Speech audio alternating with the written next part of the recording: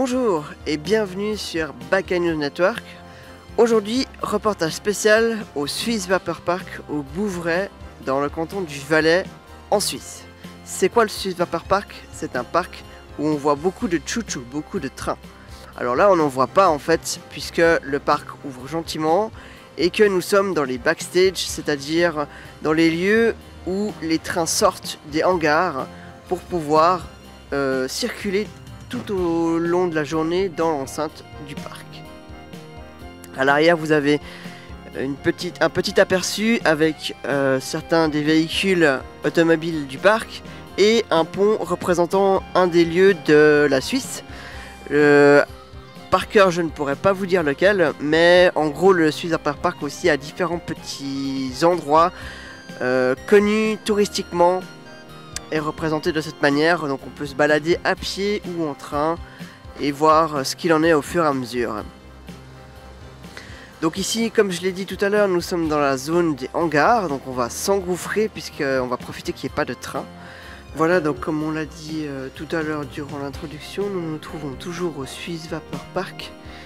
Ici nous sommes vraiment dans les coulisses, dans les backstage, dans les hangars plus précisément, puisque nous avons le privilège de voir certains trains qui ne sont pas encore sortis pour le grand public, pour les visiteurs et les visiteuses. Donc 4 d'entre eux sont déjà dehors et certains sont encore à l'arrêt. Le Swiss Vapor Park a différents trains, comme vous pouvez le voir, selon une certaine modernité. Nous avons même le Furka, donc il représente le train qui passe au niveau des montagnes. Le Furka, donc le Furka qui a une couleur rouge et qui est un des plus anciens trains en fait de Suisse, qui bien évidemment s'est modernisé au fur et à mesure des décennies, mais le train des montagnes est l'une des lignes les plus anciennes. Nous nous trouvons toujours dans les backstage du Swiss Vapor Park, mais cette fois-ci nous sommes à l'extérieur puisqu'il s'agit de la zone de la chauffe des trains en fait. Donc comme on peut le voir, il y a des techniciens qui sont en train de travailler sur les trains miniatures mais qui peuvent toujours accueillir des visiteurs et des visiteuses dessus en fait. Donc là je vais un petit peu leur demander ce qu'ils sont en train de faire, en train de régler ou de préparer, et on va en savoir un peu plus. Donc bonjour messieurs. Qu'est-ce que c'est la chauffe exactement en fait? Vas-y. Là tout simplement on est en train de mettre en chauffe la machine comme on fait tous les matins. C'est-à-dire qu'on doit commencer par faire un feu pour chauffer l'eau qu'il y a dans la chaudière de la machine, ce qui va permettre ensuite d'avoir la vapeur nécessaire pour avancer. Donc là on en aura pour un certain temps, peut-être 1 heure pour la mettre en chauffe. En même temps on doit préparer tout ce qui est mécanique, les bielles, mettre de la graisse, mettre de l'huile pour qu'elle fonctionne bien tout le reste de la journée. Donc là c'est le moment où il y a le plus de travail, où il faut bien la mettre en chauffe, bien la préparer. Donc comment vous faites en fait pour vous approvisionner justement en huile ou comment vous déterminez le stock, l'approvisionnement? Comment ça se passe à ce niveau-là? Alors pour ce qui est du stock, ça c'est nos responsables qui gèrent le stock, que nous on gère, on va dire le stock de la machine pendant qu'elle roule, savoir où elle en est, s'il faut lui rajouter du charbon, lui rajouter de l'huile éventuellement. Et chaque train, chaque locomotive a sa propre, son propre stock différent. C'est-à-dire pour celle-ci vous mettez du charbon, puis pour d'autres ce sera plus de l'électricité. Comment ça se passe en fait? Quels sont les différents types de machines aussi que vous avez? C'est-à-dire il y a plusieurs types de machines. Effectivement celle-ci c'est une à vapeur. D'ailleurs je vais regarder où j'en suis avec mon charbon. Là je ne sais pas si vous voyez. Je vais lui mettre un peu de charbon.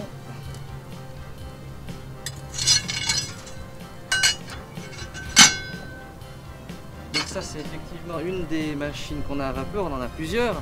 On en a des plus grosses encore que celle-ci. Celle-ci elle a encore une petite chaudière, donc il faut bien remplir, bien mettre assez de charbon pour pouvoir faire un tour complet.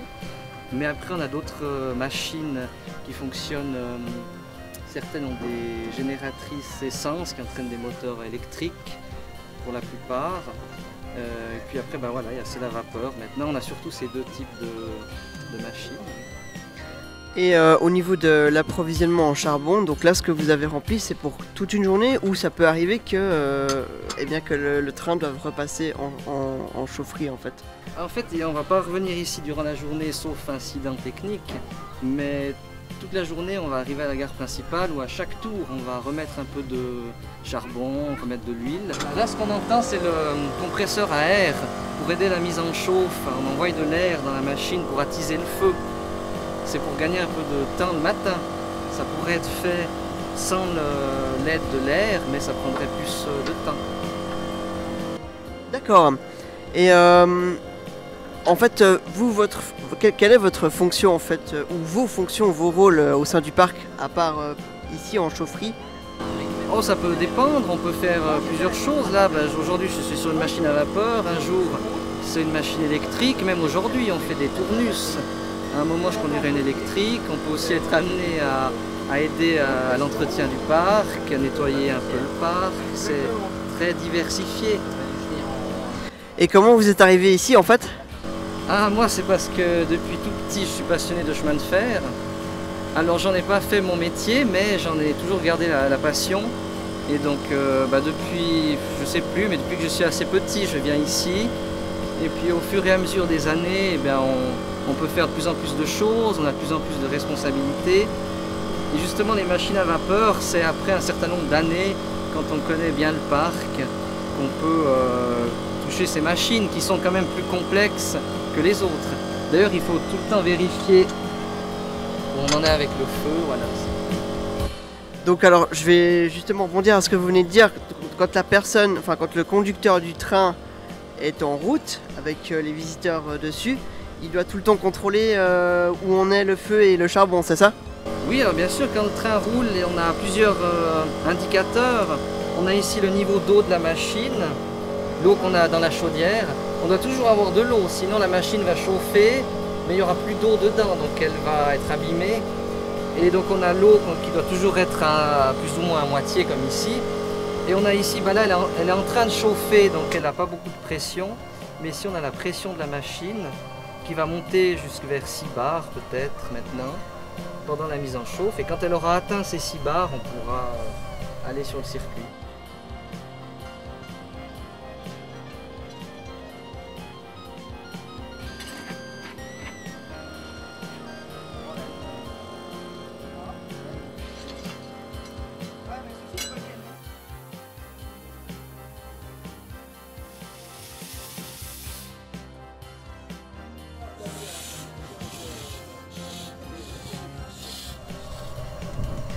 D'accord, donc là on a la locomotive principale avec la partie pour les conducteurs.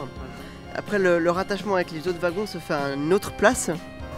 Oui, c'est-à-dire suivant les wagons qu'on nous attribue, on va les chercher sur le circuit.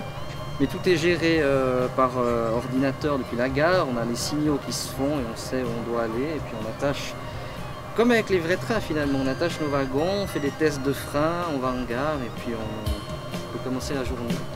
D'accord, merci beaucoup pour toutes ces réponses. Merci à vous, bonne journée. Bonne journée.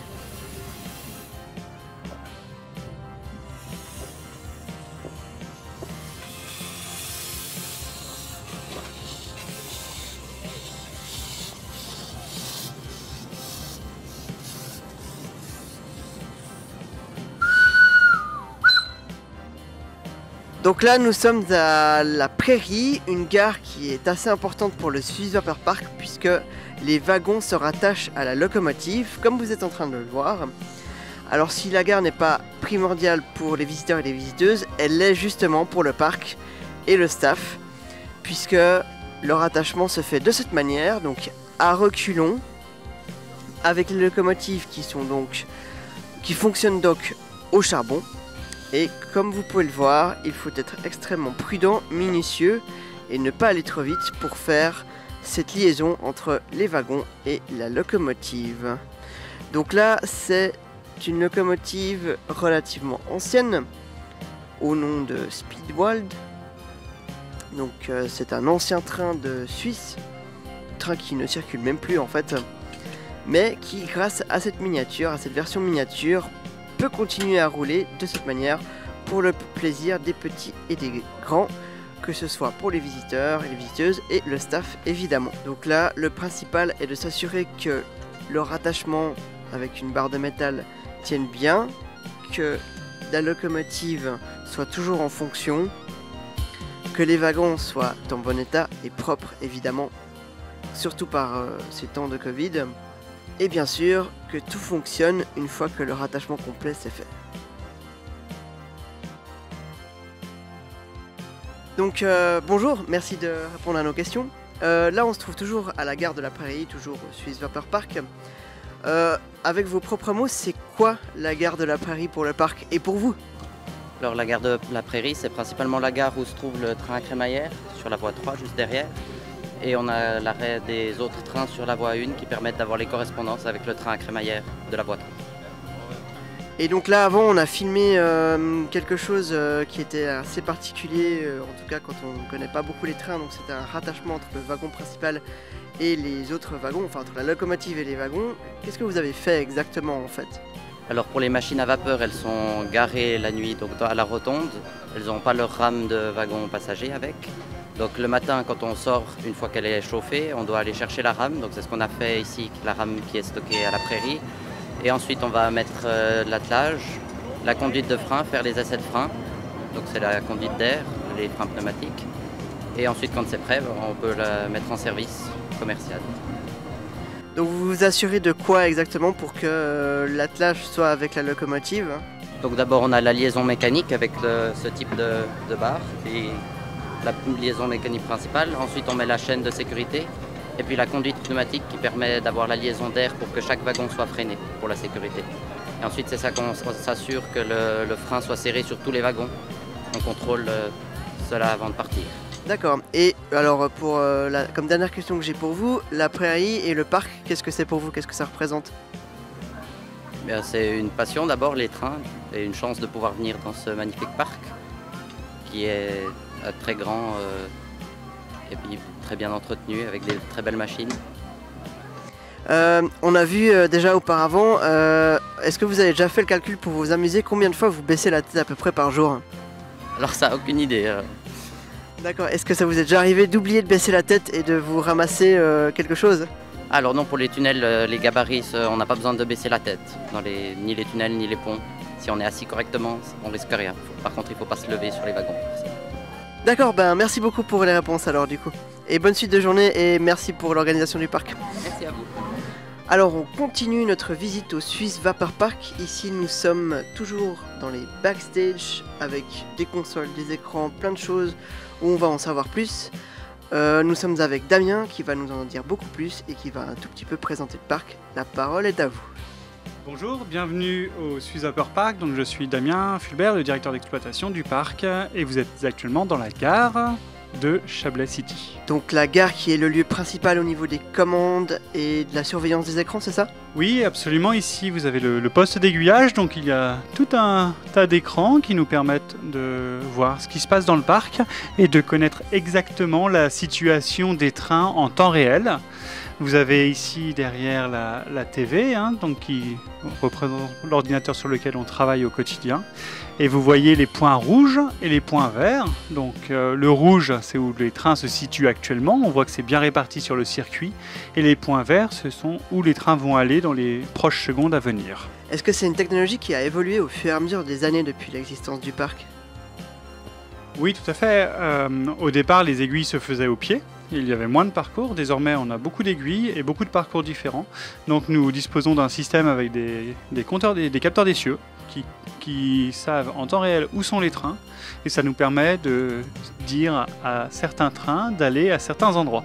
Typiquement, ici, vous avez la liste des trains. Donc, vous voyez le train, par exemple, le premier à Crémaillère, passe sur le contournement, s'arrête à la Prairie en passant par le chemin à Crémaillère, va sur la voie 2 du village et utilise le petit circuit. A contrario, le train AL, pour Aigle-les-Uns, passe ce qu'on appelle la Martiéjou voie 2, ça veut dire qu'elle passe dans le grand tunnel que vous avez certainement vu tout à l'heure, s'arrête à la Prairie, ne s'arrête pas au village et s'arrête à la gare de Les Uns. Les arrêts de 50 secondes. Grâce à cette technologie, vous avez en dessous les arrêts. Donc là, à Chablais City, il y a 4 trains qui arrivent dans moins d'1 minute, 5 minutes et 10 minutes. À la Prairie, la répartition. Au village, la répartition. Et à Lézin, la répartition. D'accord, c'est vraiment très intéressant en fait. Du coup, je me pose une question, en cas de problèmes techniques divers, qu'est-ce qui se passe? Comment ça se passe avec les commandes ici en fait? Et sur le terrain aussi? Alors il y a en effet divers problèmes techniques qui peuvent arriver. Un récurrent peut être une lame de compteur qui est cassée. Si une lame est cassée, on ne sait plus où est le train. Donc il n'y a pas de risque de collision parce que le système pense que le train est à 2 endroits différents. Donc c'est plus un risque de bouchon que de collision.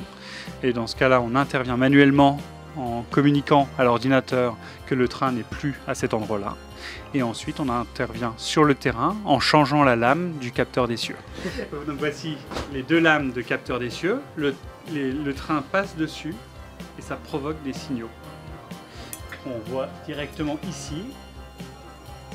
Voilà, ici vous avez les roues qui sont en train de passer. On voit ça évolue, ça décompte. 10, 11, voilà, 12. Et ça change. Et le train est en train d'avancer, ce qui libère pour le train MGB est actuellement, le train MGB va rentrer, voilà maintenant, le feu vient de passer au vert, l'aiguille est contrôlée et le train rentre et on va pouvoir le constater sur cet écran. Vous allez voir le train rouge MGB rentrer. D'accord.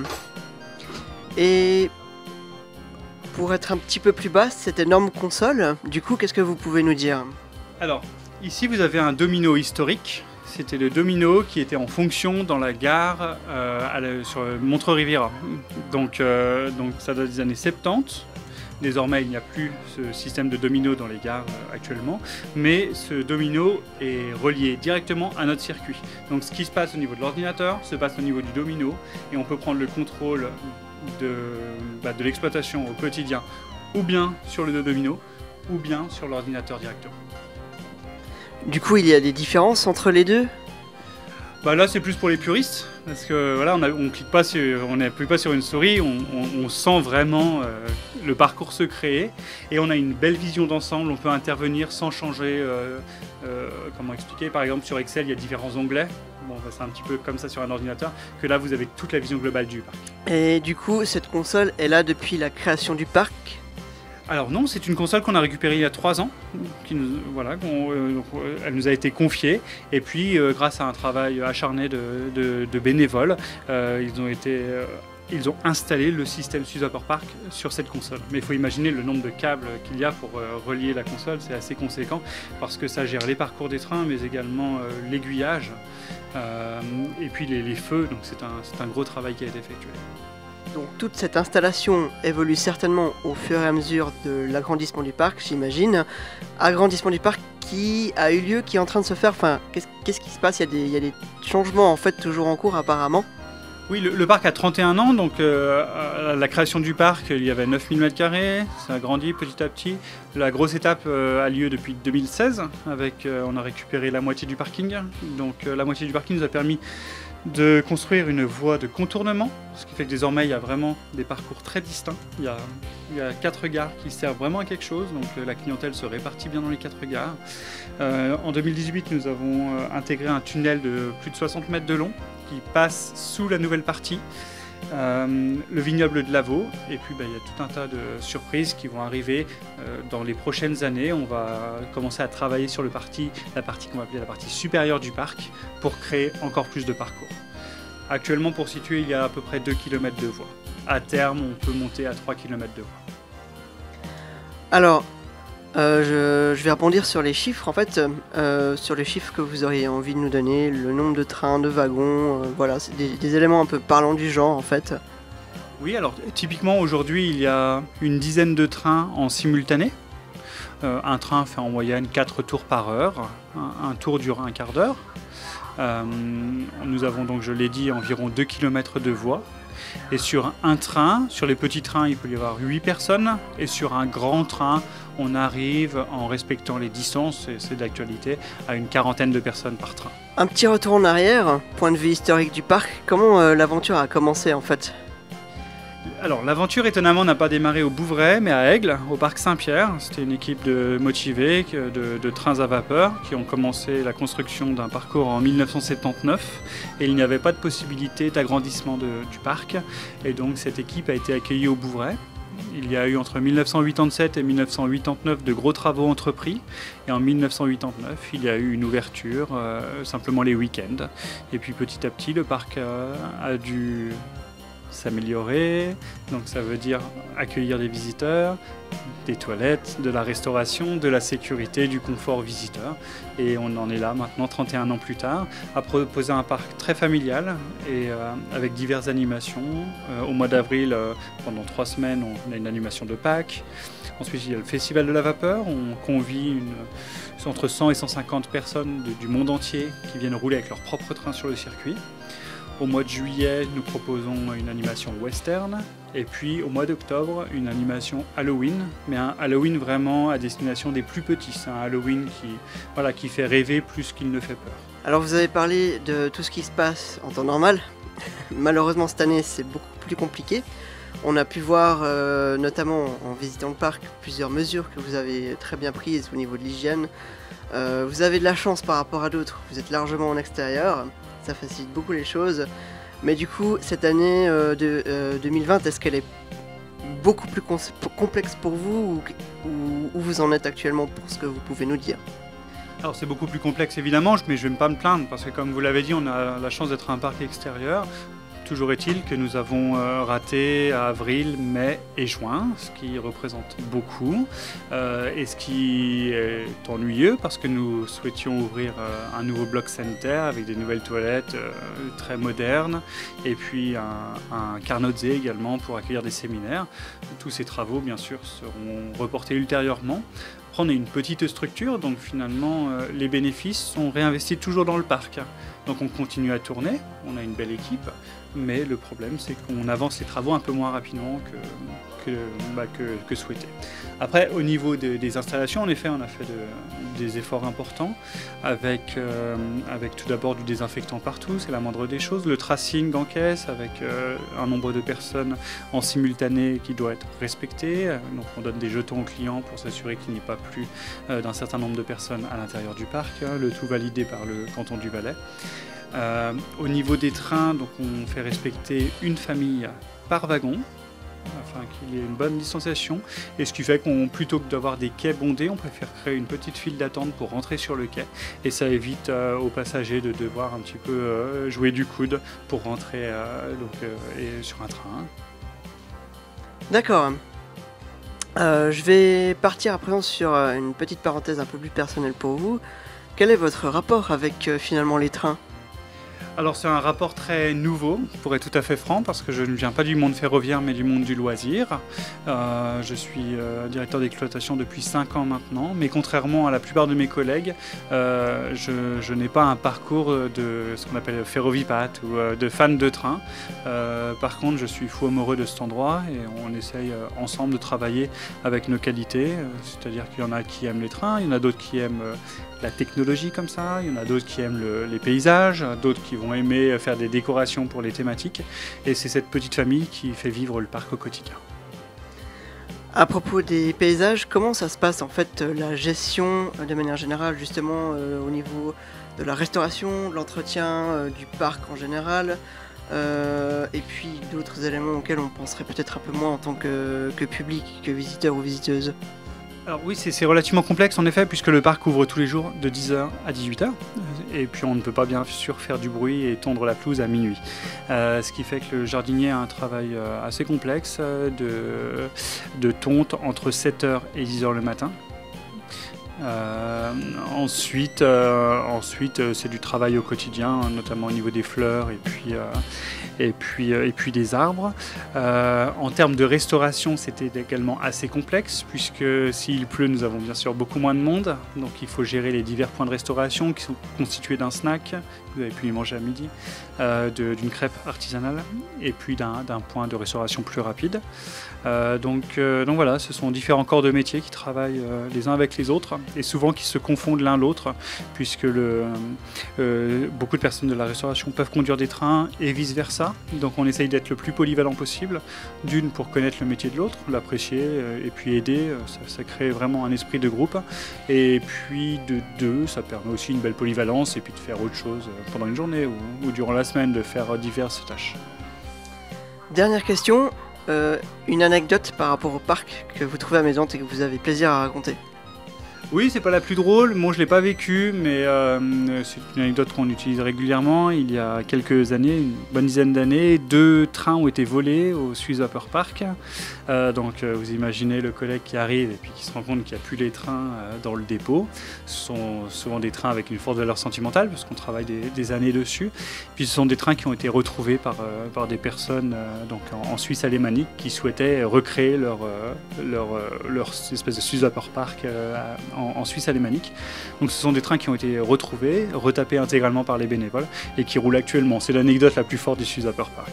Les 2 ont été retrouvés, les voleurs ont été retrouvés, et puis bien, et voilà, la police en est occupée. Et puis les trains ont été retrouvés par contre dans un piteux état et il y a dû avoir un gros travail de réflexion dessus. Mais désormais il roule, donc c'est le train Malais, un train à vapeur rouge, et puis le train qui était BVB, qui est désormais le train des TBC, Transport public du Chablais, le vert avec les portes qui s'ouvrent pour ceux qui connaissent le parc. Comment est-ce que vous vous préparez pour le renouvellement des trains en fait? Puisque j'ai vu que par exemple il y avait le Léman Express qui a été instauré, il est tout récent, que ce soit en grande ou en taille miniature. Donc comment ça se passe pour une telle situation? Alors l'exemple du Léman Express est intéressant, ce sont des relations, on se connaît tous, même si on est dans les petits trains, mais on est une même famille du ferroviaire. Et puis le Léman Express, pour information, a été inauguré avant son inauguration officielle. L'inauguration officielle du Léman Express c'est le 15 décembre et on l'a inauguré ici le 15 juin. Donc souvent c'est ou des opportunités des compagnies ferroviaires qui souhaitent avoir une présence au Swiss Vapor Park, pourquoi pas avoir Neuchâtel un jour, hein, ce serait avec grand plaisir, ou bien des demandes de notre part.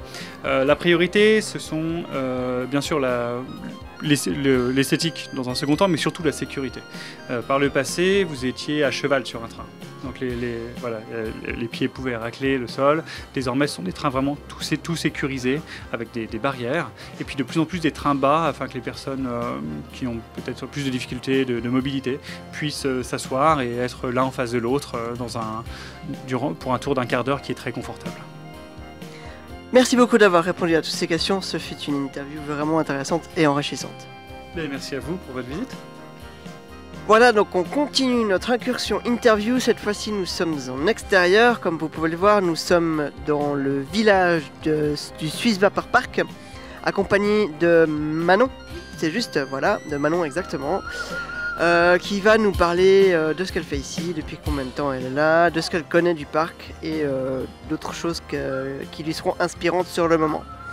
Donc je vous laisse vous présenter en quelques mots et puis me dire quel est votre lien avec les trains et le parc. Alors je m'appelle Manon, j'ai 17 ans puis ça fait 2 ans que je suis ici. J'ai commencé à travailler au Swiss Vapor Park parce que je suis étudiante puis j'avais besoin d'un petit boulot quand même pour mes week-ends et pendant mon été. J'ai réussi à accéder à ce travail parce que en partie, j'ai postulé, je suis venue essayer tout ça, ils m'ont engagée. Et puis je connaissais aussi quelques personnes qui travaillaient ici, des relations, des amis. Et c'est sympa le lien qu'on a dans le parc, tout le monde se connaît et c'est un peu comme une grande famille. Vous avez des connaissances en fait au niveau des trains ? Alors avant que je commence, j'y connaissais rien du tout. Je m'y connais pas beaucoup, je m'y connais un tout petit peu parce que ça fait 2 ans que je suis ici, j'arrive à dire, à expliquer plus ou moins le fonctionnement d'un train, mais pas dans les détails. J'arrive à expliquer à une personne, un touriste qui vient visiter le parc et puis lui expliquer comment ça fonctionne, mais je peux pas non plus aller dans les détails comme un passionné. Vous avez des noms de trains en tête quand même ? Ah oui, je connais quand même tous les trains ici et puis j'arrive à expliquer aux touristes qui viennent visiter le Swiss Vapor Park quel train prendre à quelle gare pour leur dire quel circuit faire, les conseiller, leur dire qu'ils peuvent aussi faire que les trains font des relations et que s'ils démarrent par exemple du village, ils peuvent passer dans le nouveau tunnel qui a été construit en 2018 et des choses comme ça. Je crois savoir que vous avez une certaine polyvalence dans le parc, c'est-à-dire? Alors ça fait 2 ans que je suis ici, j'ai commencé à travailler à la boutique, le bâtiment qui est juste à notre gauche. J'ai travaillé après en crêperie, cette année j'ai été formée au snack et au buffet.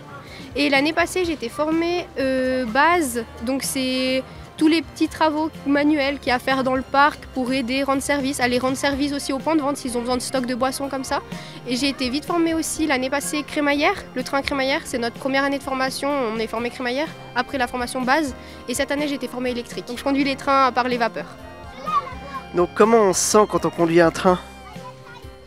Au début ça fait bizarre, on a toujours peur de faire faux, de griller un feu rouge, on a peur de dérailler, on a peur de beaucoup de choses, mais après ça fait partie aussi de la vie du parc et puis on peut pas non plus avoir des journées qui passent sans problème, on essaye de toujours faire pour que ça se passe au mieux et puis en général c'est comme ça que ça se passe. Puis il y a une bonne entente dans le parc, du coup quand on a un petit souci tout le monde vient aider, il n'y a pas de souci avec ça. Est-ce qu'il serait possible d'enchaîner en une journée ou en une semaine entre un train et la préparation de snack? Oui, c'est possible. Je peux faire une journée, par exemple, faire la mise en place de la crêperie, puis peut-être que l'après-midi, ils auront besoin de moi pour faire les pauses des trains, ou bien j'irai au buffet parce que la personne du buffet doit aller ailleurs. On est assez polyvalent et on s'aide comme ça dans le parc. Vous avez une préférence des lieux en dehors du travail? J'aime bien travailler à la crêperie ou au buffet. Et après dans le parc, le lieu que j'aime bien c'est quand même le château d'Aix, je le trouve particulièrement joli, puis la réplique elle est magnifique. Un train de préférence pour la conduite? La RHB, la Réti-Chevannes. C'est c'est la Croco qui roule, la vraie roule au grison. Et puis non, elle est vraiment cool à conduire, c'est assez sympa, j'aime bien. Et justement, pourquoi elle est cool? Elle est assez facile entre guillemets et puis je trouve le design de la locomotive qui est magnifique aussi. Est-ce qu'on se sent pas un peu sous pression, en tout cas les premières fois quand on conduit un train, qui est déjà une nouveauté, et en plus de gérer les visiteurs derrière et les familles? Alors, je pense qu'on se met la pression tout seul. On a peur de faire faux, mais au final, ça se passe toujours bien. Et puis, notre responsable, il est toujours compatissant, il nous aide, il nous explique. On a des formateurs géniaux qui peuvent nous expliquer comment fonctionnent les trains. Certains sont passionnés, d'autres le sont pas, mais ils expliquent tous d'une manière différente. Au final, on apprend plein de choses et je pense qu'on se met la pression tout seul, mais que ça se passe souvent bien, toujours bien. Est-ce que vous avez envie de nous raconter une anecdote que vous avez vécue durant ces 2 ans? Oui, c'est une anecdote assez rigolote. J'ai eu très peur sur le moment, comme je vous ai dit, on se met beaucoup la pression. Moi, le jour de ma formation, je m'étais mise énormément la pression et j'avais grillé un peu avec la crémaillère. J'avais cru que c'était un drame, mais au final, ça a été. Mais il faut quand même faire attention et être prudent. Comme pour terminer, en fait, est-ce que vous auriez envie d'aller plus loin de n'importe quelle manière en évoluant dans le parc? Oui, il y a une chose que j'adorerais faire, ce serait peut-être dans quelques années, si j'ai la possibilité de conduire d'autres trains, ce serait chouette. Mais pour le moment, je me contente de conduire les trains électriques et c'est déjà génial, je suis super contente avec ça.